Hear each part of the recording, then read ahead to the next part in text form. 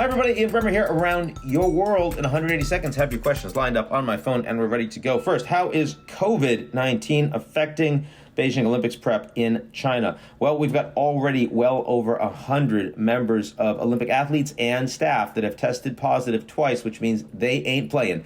They're not involved. They're going to go home. And, these numbers are going to go way up. I do think that this idea of a complete closed loop system, the Chinese have more ability to implement and execute on that than pretty much any country in the world. So I doubt you're going to see spread from the Olympics into the broader population.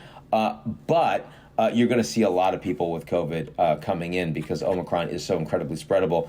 And that's going to be yet one more thing that dings a very weird Beijing Olympics with diplomatic boycotts and populations unhappy about where we are, not having fans, and all the political challenges and censorship and the surveillance of phones and data going to the government. And it's just so politicized that, hate to see that with global athletes, and global athletics. But that's where we are. I do say that I'm glad that the athletes are still competing. It's one of the few things that can bring us all together on this planet. What's the update with the Russia-Ukraine crisis? Well, the interesting thing that came out is this early stage announcement that there's a defense pact going to come between Poland, the UK, and Ukraine. I understand Poland because Poland, of course, sees themselves as frontline, most vulnerable to the Russians. And if the Ukrainians go, what happens to us? But in the case of the UK,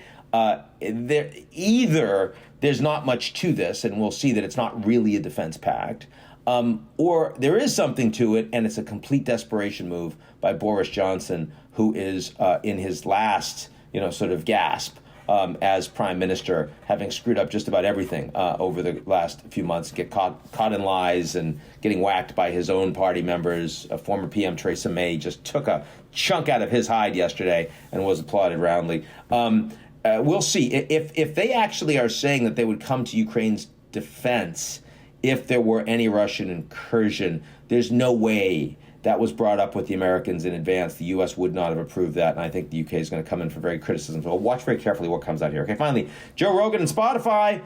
Who's right? Who's wrong? It's a tough situation in the sense that he's a pretty controversial character, and he's had some people online that spout lots of information that's not really good.